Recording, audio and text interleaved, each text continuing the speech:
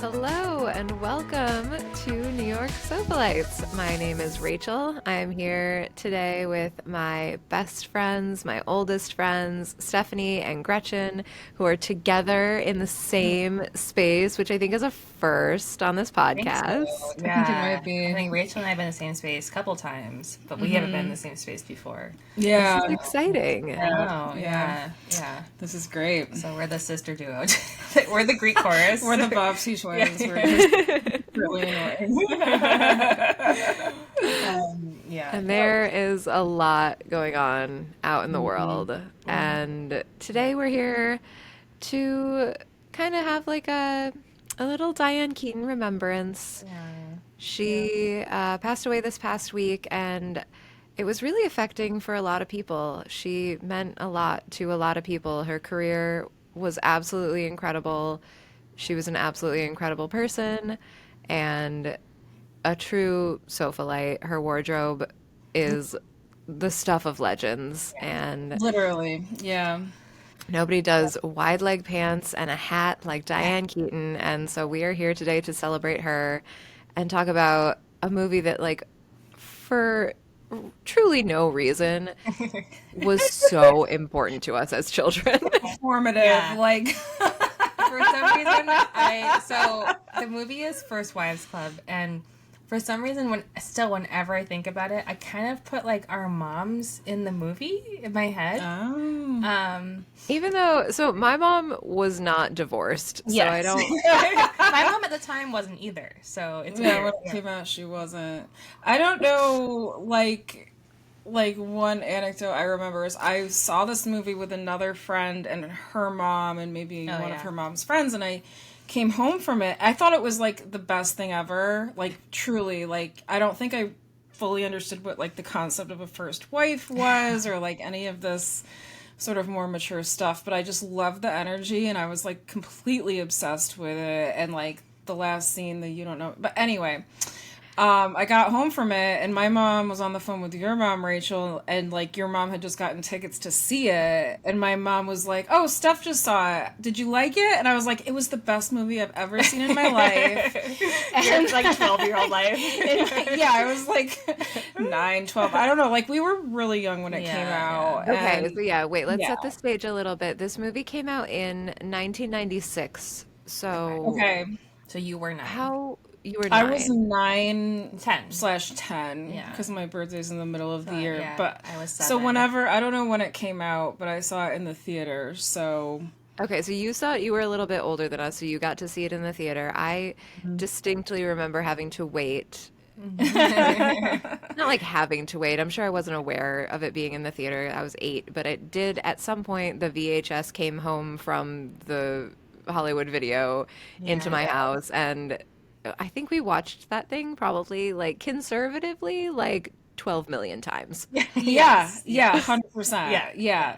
Because I remember, like, we watched it so many times and it was, yeah, like, my friend and I basically tagged along with, like, her mom and her friend. Like, and we were just let into the movie because we were with them. Yeah. It was And- PG-13 probably. I don't think it was that racy. Yeah. I just remember yeah. feeling, like, younger. Like, when you're 9 or 10, you start thinking, like, oh, I'm kind of starting to grow up and, like, know things. And I remember seeing that movie and, like, knowing there was a lot that I didn't fully understand and I didn't until later. Yeah.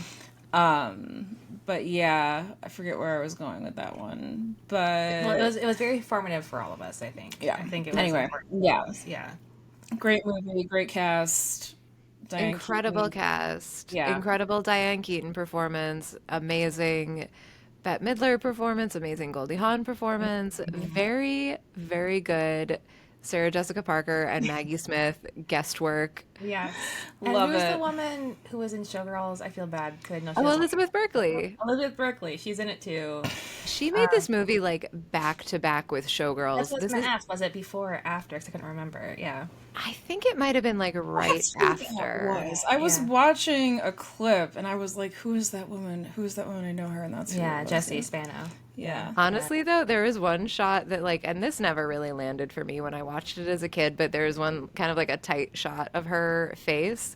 and her hair was so fried from having had so many perms. Oh my god. I was like, this poor woman, it's all gonna fall out. Oh no. Like, truly, True. Oh And this was no. probably before like extensions were a big thing in Hollywood and all that Yeah. I stuff. just like having all of those perms for all of those years. I was like, I know. That was like her signature look, so she had to keep doing it, I guess. I know, it's so sad. She was like a reverse Taylor Swift. Yeah, that's so true. Yeah. But Poor thing. yeah, I mean, so what do you think about the movie kind of hit you and like in Diane Keaton in general and like in particular, I mean, about the movie? Like what do you think? What do you remember most? What do you take away from it most? I think that, I mean, that Diane Keaton performance is so, like, it's the central heart of the Yeah. movie, right? Because she is the character who she starts out in one place and she ends up in another place. She starts out being like, Separated totally, and kind of still she's, attached. Yeah. yeah, separated, but she doesn't want to be divorced and lets everybody walk all over her. And then by the end of the movie, she finds her power. So that's kind of like the emotional core of the movie. And then it's just Diane Keaton, man. She's just like, even though she's this kind of like cowering, like little mouse woman, she still is wearing the Diane Keaton uniform Yeah. because you can't not wear a wide leg trouser and a vest when you're Diane Keaton, Yes. Yeah. which is Her like a power pretty statement. powerful look. It Like, is. Yeah. It's incredibly Yeah. powerful.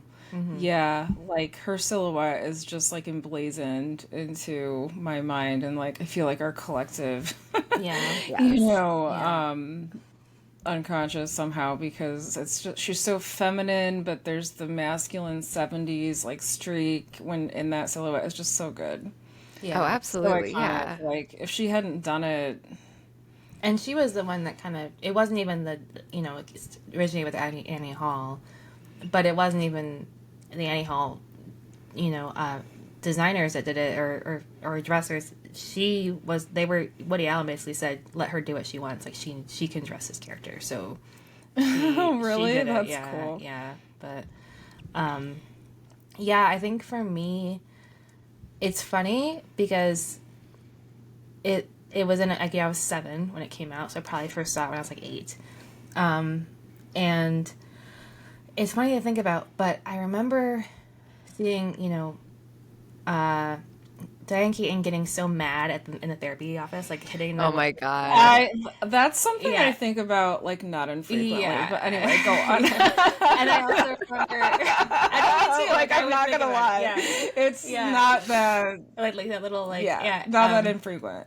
And then I remember Bette Midler being the scene where Sarah Jessica Parker's character says like, we should get this in your size. And That's Oh. also in my mind. Yeah. I think it was one of the first movies where you know your parents, but you don't think about them as like full people until you get older. But it was Yeah. one of the first movies where I watched it. I'm like, oh, adults feel things as deeply as kids do. Wow. Yeah, I don't yeah. know if I could have articulated that at the Yeah. time, but I think something really resonated with me about that, like their energy, like and how multi-layered they were. And Yeah. I wouldn't have had the Yeah. language for it at that age. Yeah, I don't think I but- did either. Like, I think I just I realized later that's what I took away from it. Because I remember just being so struck by their emotions, and I was like, "Why is this?" Because when your parents get mad, it's like, "Oh, they're mad at me. This is all about me," or something.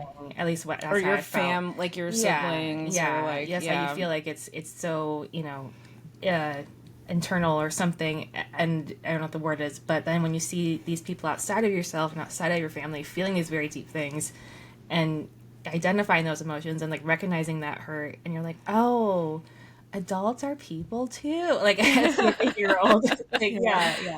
That is an incredibly formative like moment in Yeah. life. Yeah. and they have these wide range of emotions, and they're like also like fun and like still beautiful and sexy, even though like even as a kid I remember like growing up in American culture, like youth is like the ultimate currency, the value.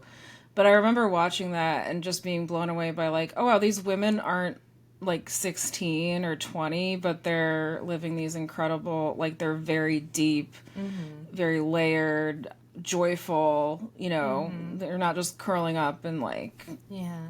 Yeah, their yeah, lives were not over when their marriages were over. Like, and this was kind of no. like a revolutionary thing at the time in the mid 90s. Like, this was kind Oh, of for in the sure. middle of everybody starting to get divorced, but like it was still weird. We still kind of didn't know how to feel about it. And I think that this movie really Yeah. helped a Yeah. lot of people. Sure. It Yeah. feels very, yeah, it feels like very ahead of its time in some ways because I think we're still grappling with this question of like what middle age is for women and what it means. And Yeah. stuff like that. Yeah. It So, was wild to me that like the characters in this movie were supposed to be like 47, 48, uh-huh.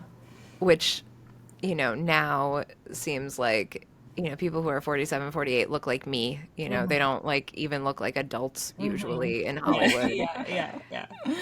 And then there was, the plot line with like Goldie Hawn and like having her plastic surgery and Yeah.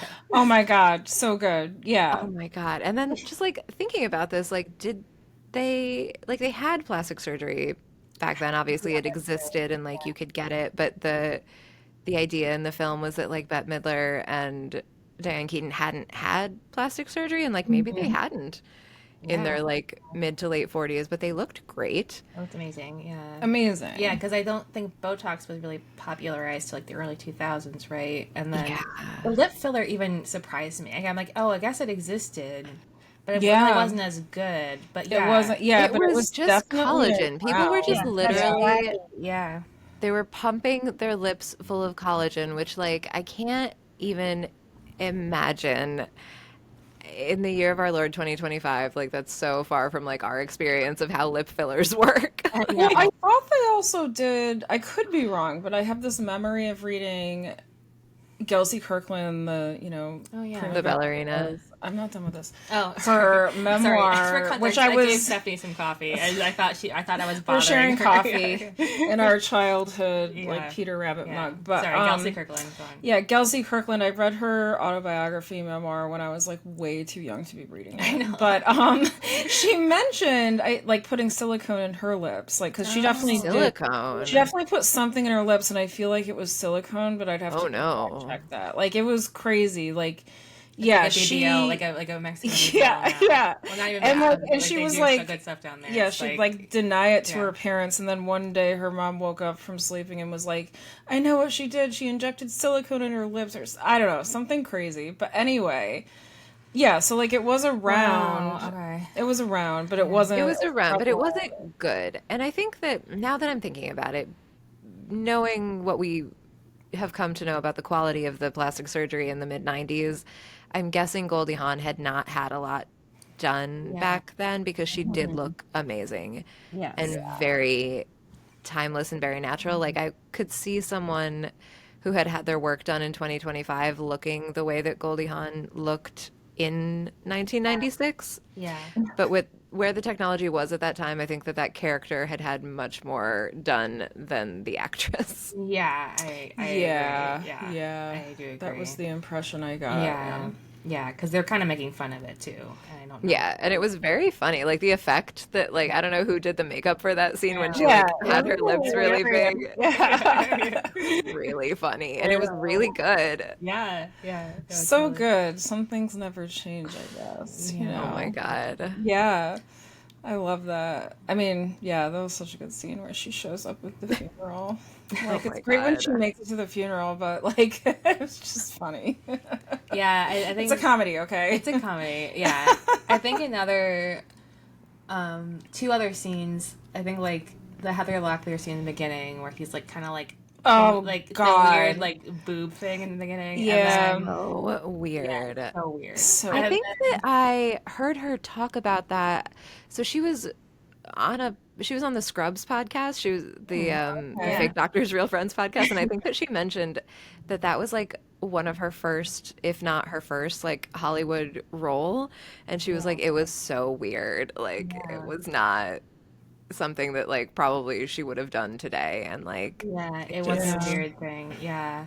It's such a gross scene. I know. And that was one thing I didn't get the first time I watched it, and then when I was like, went he's back touching later, her boob, and like they're at a funeral. And the joke is like, what is he feeling right now? And he's like feeling her boob. Yeah. Very- Like very like it was very weird. And then the other one that I think about sometimes still is Bette Midler talking about her ex-husband. And she's like, he gets an earring. And I'm like, what's next? A pirate? Or no, a parrot? Like, what is Parrot? He gets an earring. I think about that a lot. When I watched that with my husband, she was like, or he was like, oh, so like I didn't realize that her husband was gay. And I was like, what? No, he's not gay. That's not where this is going. And like then we went back and watched it again and I was like, oh, it's an earring and then he wants to go rollerblading. Like That does seem pretty gay, yeah. so like maybe a little gay, but then obviously Sarah Jessica Parker, Sarah Jessica Parker. Then they get back together. Well, then there's right? that, yeah. very female coded. Yeah. But it was, I think the casting for this movie was impeccable. Couldn't have been the better. side characters, everything. Could not have been impeccable. better. Yeah. The scene with Maggie Smith and Sarah Jessica Parker where they're having lunch.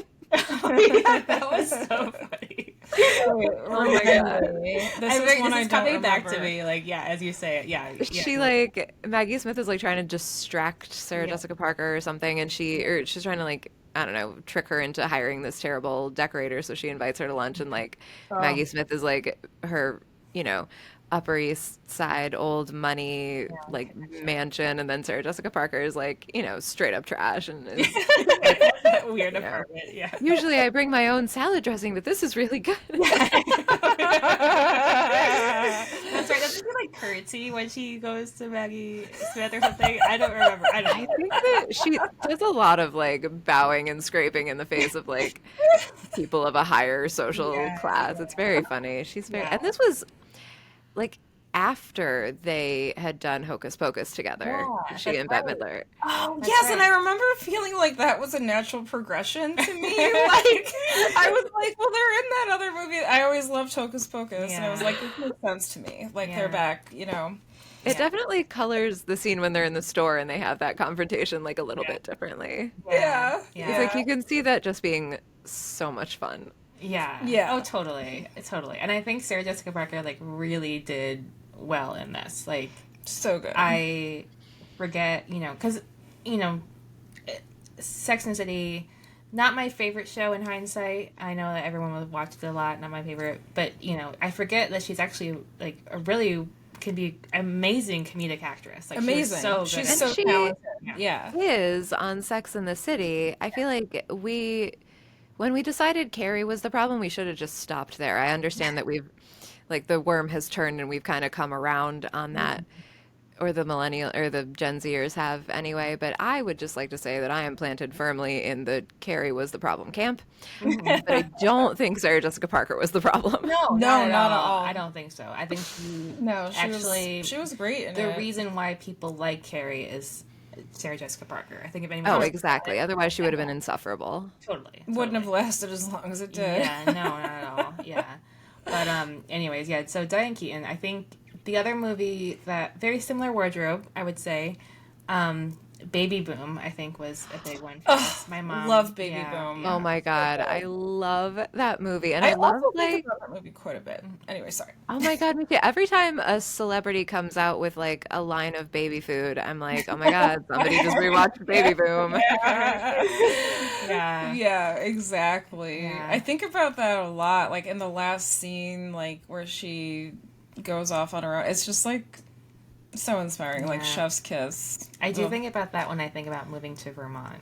And then I'm like, yes, you could start a line of baby foods. The other day, I think this gives you a sense of like where I feel like the world is at right now, but I was thinking, like if Diane Keaton had really moved to Vermont during, when that movie was filmed, like I wonder how much like her land property value would have increased. Oh my god, a lot. And then I remember those are the thoughts I'm there having. was like only one offer in like 5 years or something. I'm like, that wouldn't happen nowadays. I know. Could you imagine? Yeah. Oh my god. I don't know, guys. Vermont is weird. Like it's beautiful, but it's weird. It's creepy becoming AF, a lot yeah. more popular though. With like Anna Armas just bought a house there. Like, Yeah, people are like moving I feel like there. people that like Anna de Armas? Sorry, yes, Anna. Yes. yeah, I feel like I like think she's the last new, person in the like, world. I know. New York. She has a Vermont house. Yeah, but people who used to go to Connecticut or like going Yeah, to I feel like Vermont. people that went to like the Hudson Valley or whatever, like they'll also venture to Vermont. Because they realized that they hate paying taxes. They're like, Pretty much, yeah. Yeah. yeah, And who can blame them, really? honestly. But I think aside from Baby Boom, and I know they're all the classics, obviously, there's Annie Hall, but Something's Gotta Give is the other one that's just like So good. forever. Something's gotta give. Yeah. It's not on my it's not in my top 3, but it is like, just because like I feel like it is a standout performance. Obviously, she's Diane Keaton in this movie, but like there's so many other people in that movie. Like it's truly an ensemble. And then like the Jack Nicholson of it all, just like, can you like, in what world? Like I've never ever thought about like Jack Nicholson as a person that anyone would ever want to date. Well, I know, and I agree. apparently he was a Lothario, a Lothario. Yeah. Whenever I read about that, I'm like, he was like a real ladies' really? man, yeah. Like, I don't maybe get he's it. not our generation. I don't know. I don't. Although I can see the appeal of like other actors of his generation. Yeah, like the handsome ones that like were in good shape, like The Marlon Brandos. no, well, very early Marlon Brando. Marlon Brando We're is talking. hard to beat. Yeah, That's what I'm always referring to when When I I say say Marlon- Marlon we're not talking Brando. about Like Godfather by Marlon default, we're doing the Stella. Yeah. Okay. But even Brando, okay. in that situation, I feel like Marlon Brando was always a little doughy for me. I don't know. No, Really? no, you gotta rewatch that movie. And we gotta rewatch Streetcar Named Desire. He is buff. He is not he's doughy. pretty. Yeah. All right.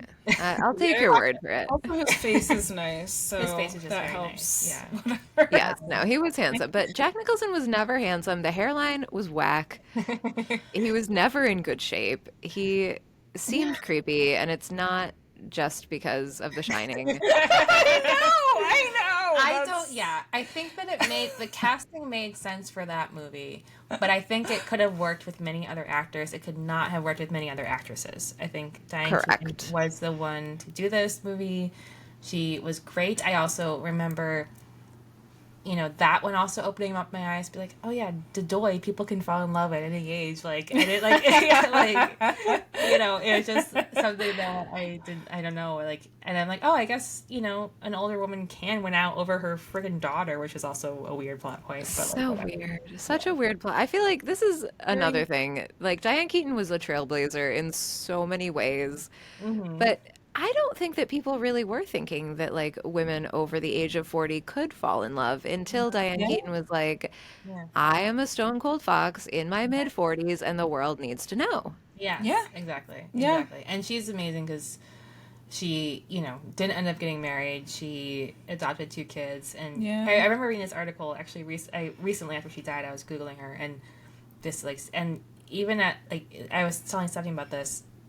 She was, like, 71 at the time of the article. And she was like, it would be nice to have a boyfriend, but I don't think anyone's going to date me. And I'm like, what? No, you're dying. I remember seeing that when Yeah. it was printed, Yeah. and I was like, she's either delusional or she's just truly over, like, dating. Yeah. Or maybe she was just being really sly and coy and she's like, when this article comes out, my phone is going to be ringing off the hook. I hope that's what That's a good happened. idea, I hope yeah. that's what happened. Not but- gonna lie. Also, there's this thing going all over the internet that I'm seeing, which may or may not be true, but about Al Pacino being like, "Oh, I should have married her at this age." He's like, "She was one that got away. I should have married her." Yes, then- and Classic. As soon as she dies, I should have married her.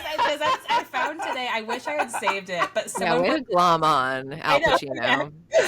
someone made this song that was like, "Now that you're dead, I want to marry you," and I wish I'd saved it, but I can't find it, and it was so good. And Well, it was so- like, I have so much. And I have pictures of him that was like, I have so much to offer now. It's like him at like 85 or whatever. Yeah. Oh my god. We're finally ready now that you're dead. Yeah, it was like, I think that she dodged a bullet, honestly. And the quote that I read was him saying that like when he had the opportunity, he never thought about marrying her. He was like, I that never Yes, ever that's crossed like my mind. that's what Gretchen was saying. Like it never even crossed his mind, but Which now, is insane.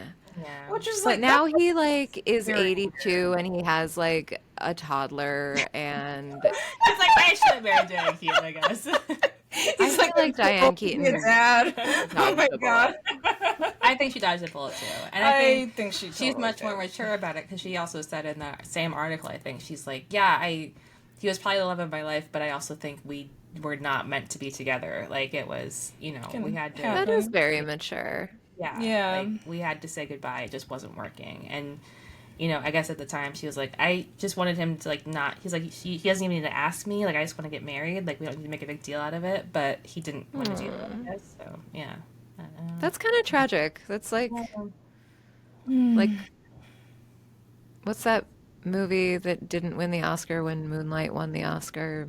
Oh, La What La La was La Land. Land. yeah. Yeah, yeah. It's like La La Land. Yeah. Another memory Yeah, that yeah. So yeah, but wrong. Yeah. I just think I hope she stays in the lexicon forever because she's just such a strong character for, I think Gen Z needs to see someone like her. I think, we all need to have someone like her in our Yes. ether, in our culture. I Yeah. mean, she was so important, like to me in my life specifically because of the movie Annie Hall, like was such a great shorthand for like how a non-Jewish person and a Jewish person interact in a Yeah. relationship. Yeah.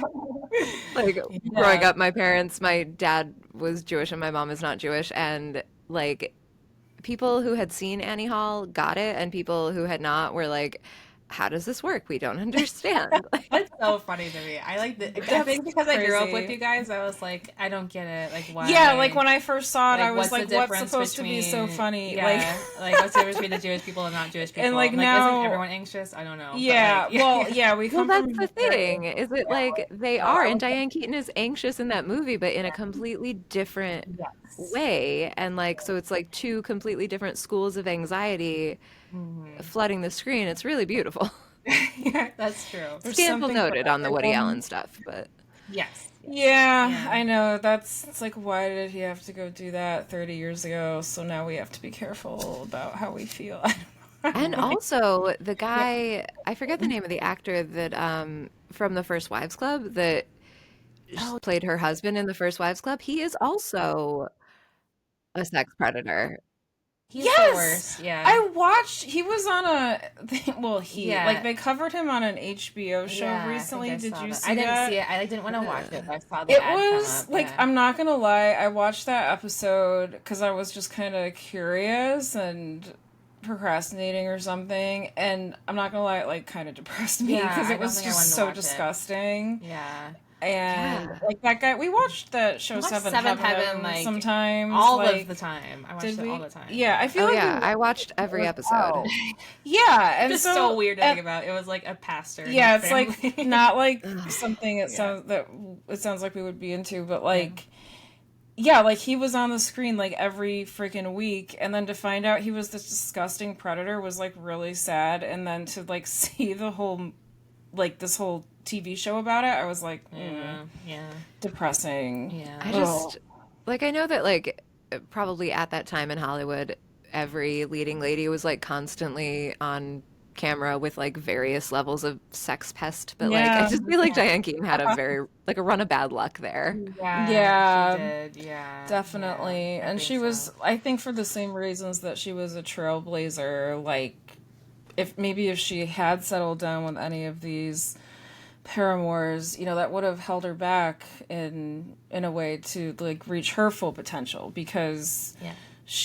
I don't know, I actually don't know what she died of. I don't know if that's been disclosed yet, sure. but I don't know. I feel like up until the end of her life, like she's still been in the cultural like lexicon, and she's still been out there. She's been doing stuff. I can't think of the last thing I really saw her in, so maybe she's not out there as much as I think, but you know what I mean? Like, she's done movies in the past 10 years, she's been around, and like maybe, she just like, she gave herself to the culture and her kids, and that's how she fulfilled her life's goal, whatever that was. I think so. Yeah.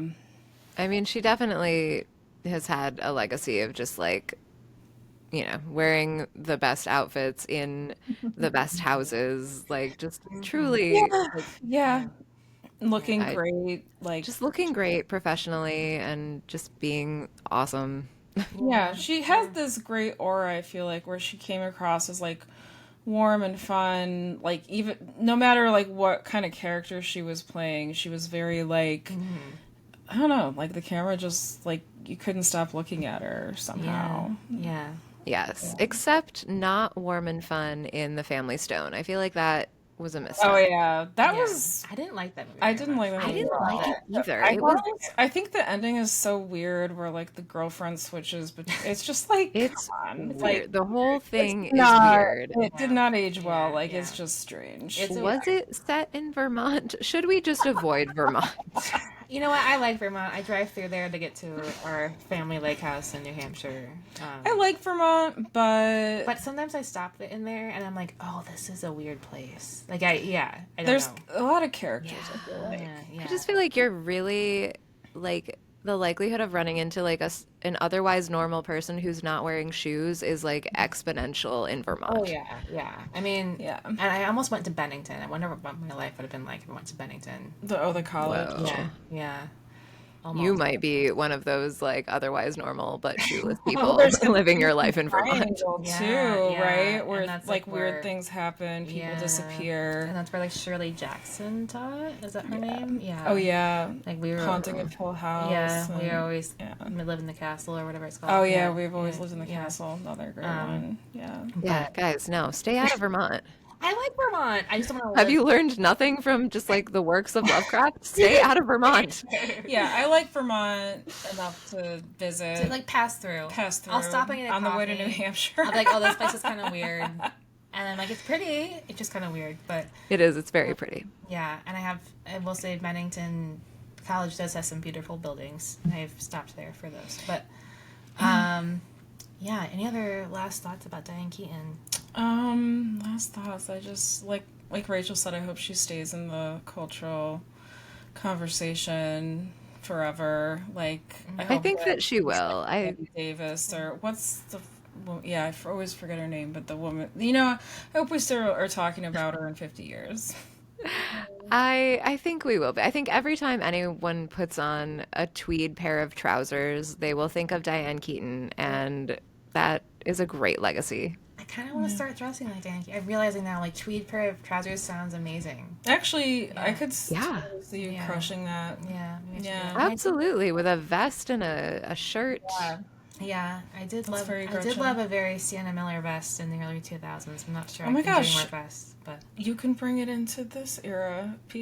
There are vests out there. There are vests out there. Oh, speaking of vests, should we really quickly just acknowledge the fact that we're so sorry we never spoke about Paris Fashion Week because we were amongst some of the concerned trolling public about the Jonathan Anderson Dior line, and it turns out there was never anything to worry about, and it was brilliant. And I don't know what our problem was. It was wonderful.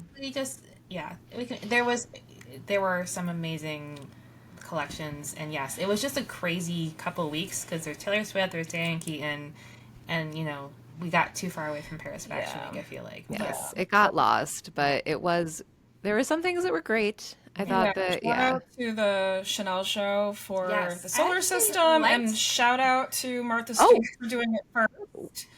I actually like this. I know. Yeah, this is a good one. Yeah, she commented on Instagram. Yeah, was like, I did this at what was it? I didn't see it. At her granddaughter's birthday party 15 or 20 years ago. She's like, this is what I did for my granddaughter's birthday party. Like, it's really cool to see see it again, basically. Whoever designed that and like was up all night building it was so pissed. Martha Stewart, just like no notes. We love her. Yeah. We love her. Savage. Yeah, I actually liked this one more than usual, I will say. I knew that you would. It felt so fresh, finally, from Chanel. What are we talking about? What have we been waiting for? Chanel. Oh, we're talking about Chanel still. Yeah.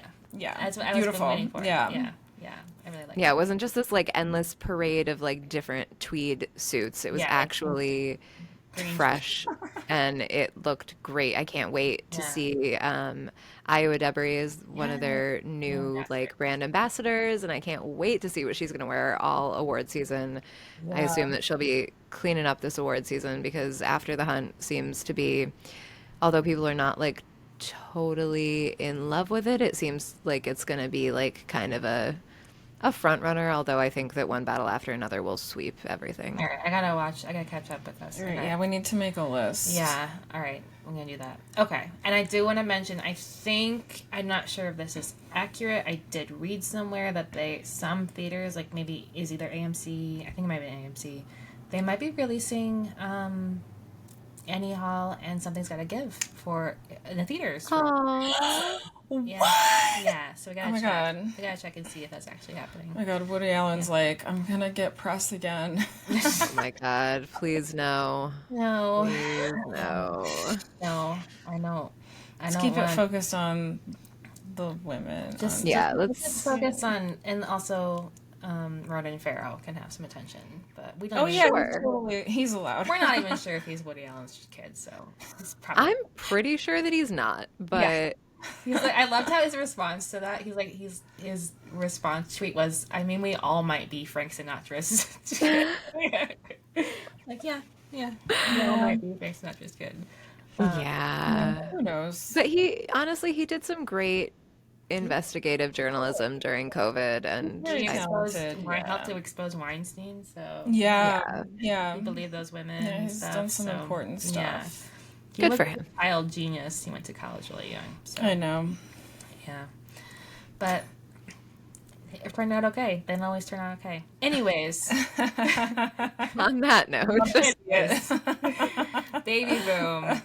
Father of the Bride we didn't talk about. But Father of the Bride. Oh my god. Also such an important movie in my life. Yes, like that was the first kind of like adult movie I saw, and that was probably the first Diane Keaton movie I ever saw, honestly. Yeah. And more importantly, I think that was the first like Steve Martin Short movie that I really like connected with. Yeah, same. Yeah. Oh, God, so I was good. in love with Steve Martin as a kid. Isn't that so weird? That is funny. He was a silver fox. He was. And he still is. He is. He still is. We can end on Diane Keaton's quote, which was someone in like Interview Magazine or something asked her like, "Who's sexier, Steve Martin or Martin Short?" And she said, "I mean, they're both idiots." That's what she said. Yes, I remember reading that. So good. Yes. Honestly, this is the energy that we're bringing into the back half of the year. Is we are choosing ourselves like Diane Keaton would want. We sure are. And call out the idiots where there are idiots. Just nice idiots, though. I think she meant that. No, of course. Sweet idiots. Yeah. In a loving way. Martin Short and cheese. I like how Selena Gomez is like the new Diane Keaton. She's with Chevy Chase because you're right. He used to be part of that. In that trio, I mean, but he was not nice. He's not nice. I think Selena Gomez, like, she was a smart pick. I guess she's a woman. She's not white, I guess. Like, there are a couple of white men, so... Yeah, but I don't think that they were ticking boxes with that casting. I think it was actually quite brilliant. I don't know what we can, like, really attribute it to, but Only Murders is so good. I guess that's the thing. I don't know what else to attribute it to, but, like, they were trying to check boxes, but, like, Selena Gomez is very good. Like, she's very good. I don't have any complaints. Yeah. No notes on that. Great casting. Yeah. Good job, Selena. Yeah. Yes, and congratulations on your Congratulations! Another thing we haven't talked about, but very beautiful photos from the wedding. Yeah, it's like a fun time. Yeah. Made me want to have another wedding. but not plan it. Yeah, For that's you again. Just and kidding. not pay for it. And not pay for it, yeah. Just like Same. a party. Just a party. Just a party. Yeah. Yes. I think we should, like, as this is, again, we will end after this, but as you mentioned, the Dalai Lama says that white people need to have more celebrations. Like, So yeah, he I said think we Westerners don't party enough. Not like alcoholically, just like celebrations and like He's right. Yeah. So I think we should just have more Getting of those. together and like, yeah, playing music, dancing. More dinner parties. Yeah. More dinner parties, more, yeah. I am with that. Yeah. We should have a First Wives Club themed dinner party. Ooh, what a good where idea. We all We'll dress up as a character. Yeah. Yes. Good idea. Where we all wear white suits and Yes. And do a synchronized dance. Oh my god. Oh my god. Oh my god. Oh my god. Guys, Halloween. Are you going to come back for Halloween? I don't know if I'll be here for Halloween, but if I am, Then, oh my god, we got it. okay. shoot. Now I gotta We'll figure it out. figure out what I'm doing. Okay. All right. We'll figure it out. Anyway. All right. Until next time, we will put a pin in that. Thank you very much for listening. We are the New York Sofalites, and we have some spooky content coming your way in the next couple of weeks. We will not let Halloween pass without discussing something spooky. No. So please join us for that and reach out to us on our socials at nysofalites. Send us an email to nysofalites at nysofalites@gmail.com. And you can, as always, listen to this podcast on Spotify and also watch it on YouTube.